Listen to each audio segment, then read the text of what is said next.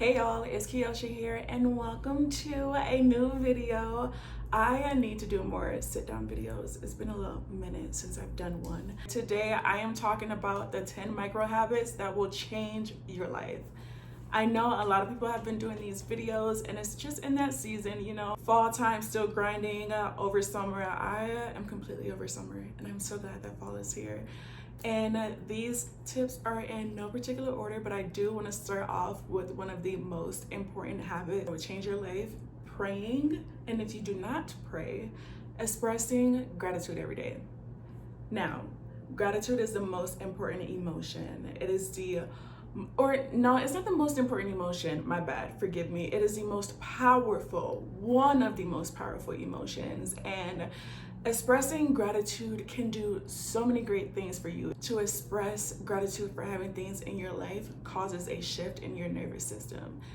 Essentially, doing something positive and embracing and welcoming something more positive into your life changes your mood for the better. And I think that not too many of us, I think a lot of us take that for granted because we don't do it as often. I'm gonna speak for myself. I could definitely do more work on expressing gratitude throughout the day, but just starting out first thing in the morning, 5 things you're grateful for, say it, write it down, whatever works for you. Gratitude can also bring down your blood pressure. I bet y'all didn't know that.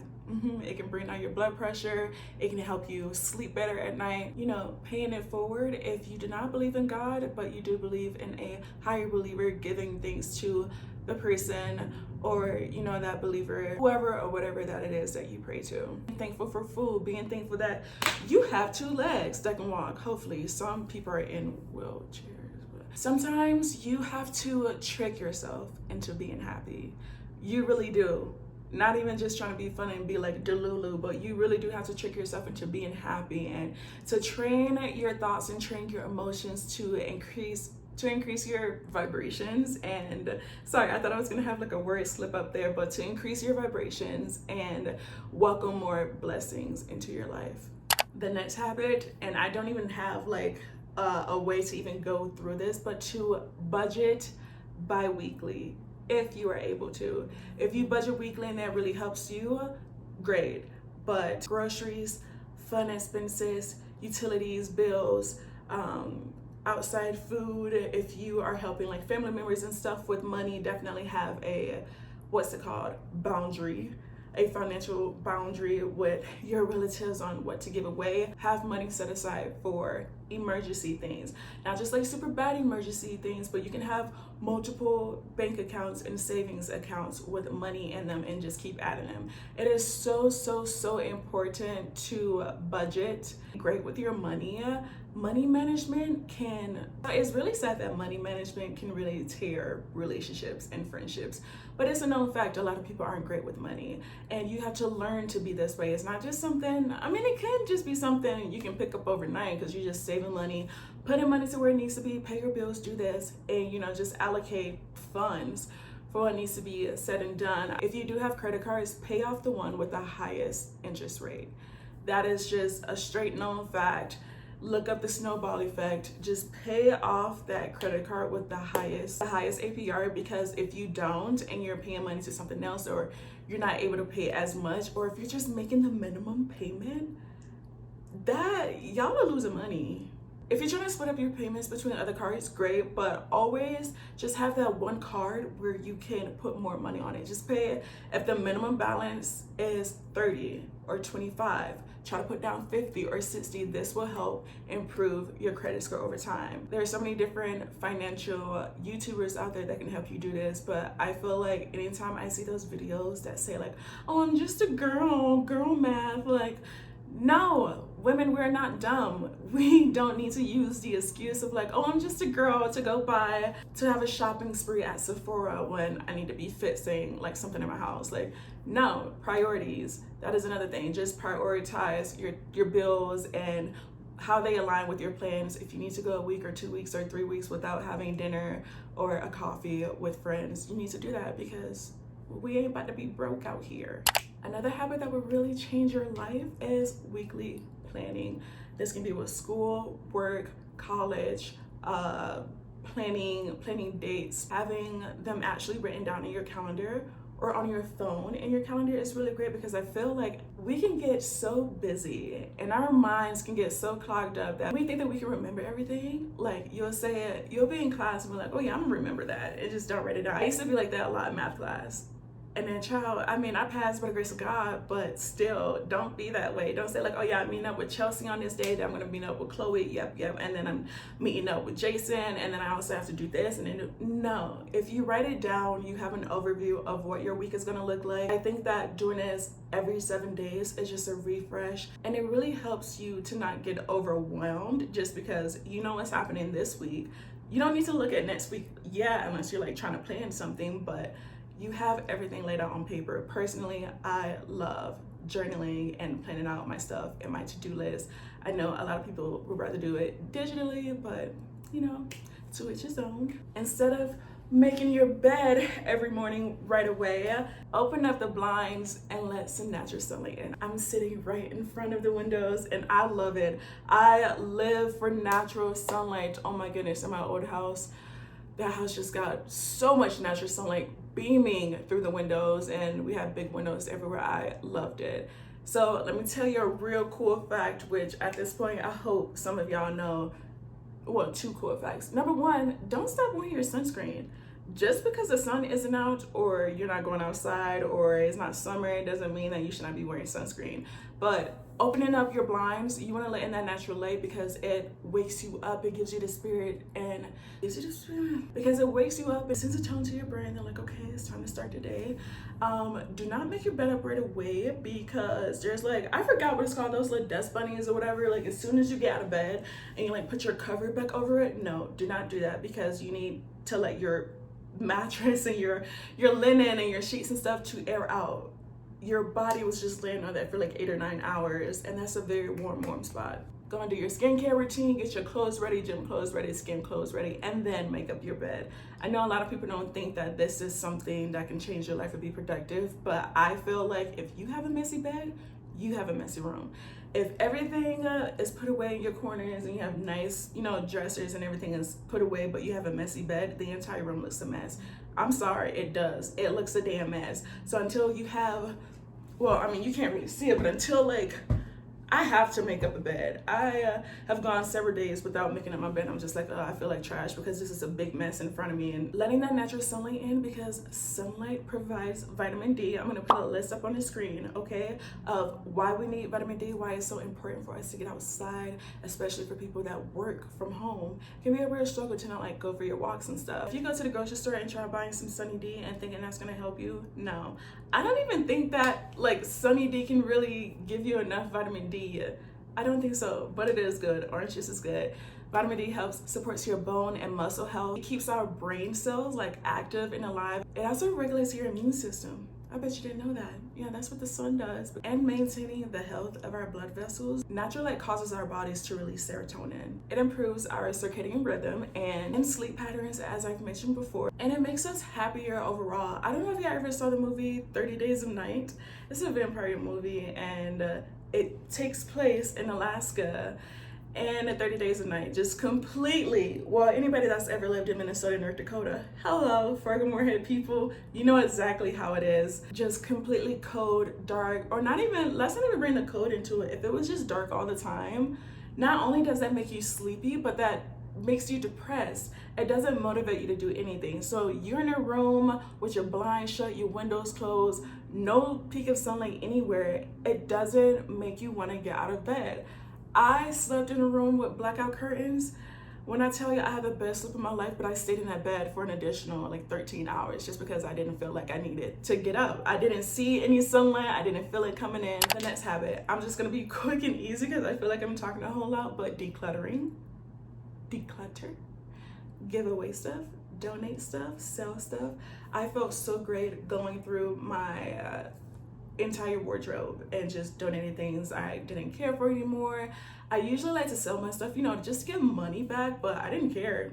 Like I just started donating things, putting stuff in a pile, and actually noticing the clothes or the pens and the notebooks that I do and do not use and why I shouldn't buy them anymore, but giving yourself a peace of mind. I don't know a single person who is on top of their game, extremely successful, that has a messy room or a messy office.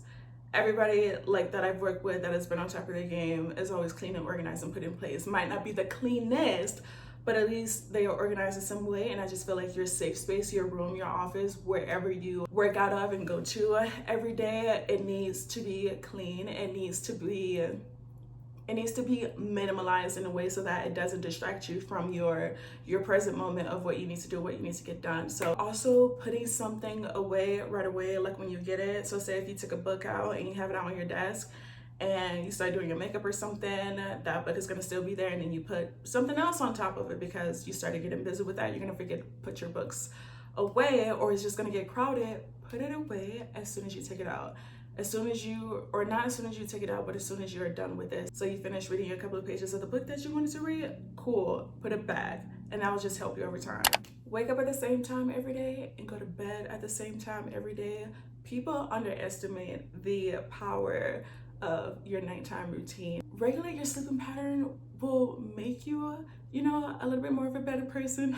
Because I know a lot of people that get 2 to 3 hours of sleep on a daily, and they are the worst people ever. They should not be human. I don't even see how they're still walking. When your body is unregulated because you go to bed for 3 hours, you get 3 hours of sleep one night, and then on the next night you get 14 hours. It's just your body is all over the place and don't know what kind of schedule you're on. But there are so many studies out there about why sleeping at the same time every night is really great for your immune system, especially in the winter. If the state that you live in have more harsh conditions, like baby, like honey, your nighttime routine needs to be set to a T. All my TikTokers, teenagers, reality wannabe TV stars, anybody that is glued to their phone or works from home or works for their phone, definitely limiting your phone use, especially first thing in the morning. You do not want to wake up and get on your phone and consume and overconsume people's lives. There's a documentary on Netflix, I think it's still on there, but it basically just talked about there are people that work in these buildings, it is their job, they work for these tech companies. It is their job to push buttons on their keyboard to push through a notification through this app just to get you to open or just to get you to look at your phone. It is their job to do that. It is their job to keep you scrolling through TikTok, Instagram, YouTube. And I think it's insane, honestly. I really do, but to get paid for that must be really nice. I'm not a big fan of social media. I have not been on my Instagram in nearly 2 years. I think it's really bad, and it can change your perspective really easily, especially if you are a teenager or if you're just young.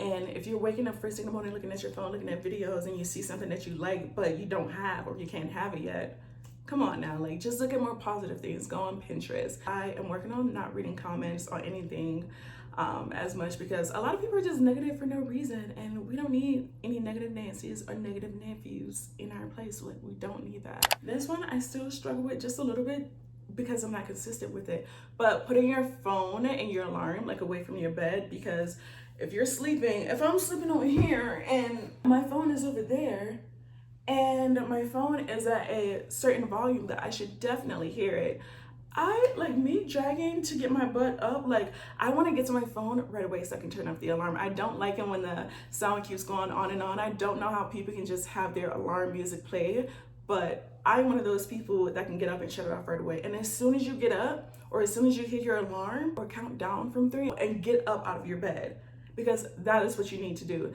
If your alarm doesn't scare you, you need to have a different alarm sound. 2-minute meditations in the morning, 2 minutes. That's all you need, 2 minutes. And if you have a Fitbit like I do, I love this Fitbit. This is a Versa 4. I am not an Apple Watch girly at all. I love my Fitbit, but it does come and look like an Apple Watch. I'm gonna post pictures and screenshots of the melodies and the meridian hertz that I listen to. But if you put on background noise, soothing frequency, or have a YouTube channel of different affirmations playing in the background, meditation in general can recalibrate your mood and your tone. And if you're starting off your morning, 2 minutes to yourself, you can do this in the shower, you can do this laying down. Probably don't do it brushing your teeth. You want to be completely present. 2 minutes to yourself, and that 2 minutes is going to go by fast. You are training your thoughts and being delulu, like this is gonna be a great day, whatever you want to meditate about, do it. If it's just listening to something or trying to talk to something. One of the best practices, if you struggle with 2-minute meditations, or if you're really anxious and overthink and you don't think that you can make it to 2 minutes, every day you can start off at 30 seconds and then increase your time to 45 seconds, and then 2 weeks meditate for a minute, and then 2 weeks after that do your 2-minute meditation, and before you know it, you could be at 5 or 10 minutes if that's really where you want to be at. 2-minute meditations helps you hone in on the inward connectedness with nature, with your environment in general, and just your intentions set for the day. People that have ADHD, anxiety, super like all over the place, very busy and productive, you know, people that just can't stop and take a breath, please stop multitasking and do one thing at a time. Slow down. I know all of us cannot afford to slow down every day because things need to be done, things have to happen, we have to be at certain places, whatever the case may be, but doing things one at a time can allow you to be more present in the task that you're doing. And you don't want to be distracted by doing something else, thinking that you're doing both of these things at the same time pretty well when you're not. You could be messing up both of them or just one of them, and you're not paying attention as much because it's all on a go, go, go. And that's how America is. This country. That's how our productivity is measured, just like how much stuff that we can do. Who can do the most at the same time? Slowing down also helps you be more feminine. Okay, we do not always need to be in our masculine energy, especially when we have me time. We want to reduce our stress and do one thing at a time. If I'm washing dishes, I'm washing dishes. I'm not going to be washing dishes and try to write a poem or journal at the same time. Absolutely not. But being slow also helps you avoid burnout. Implement them a day at a time and take it at your own pace. I really hope y'all enjoyed this video. Do not forget to subscribe to my channel. You know, I know this isn't your first time watching my video. This probably isn't even your second time watching my video. Like, it's probably your third time. So subscribe to my channel, give this video a big thumbs up. Please put down anything in the comments that are also habits that help you elevate your life, enhance your productivity, remain feminine, and all the other good stuff. I will see y'all in my next video.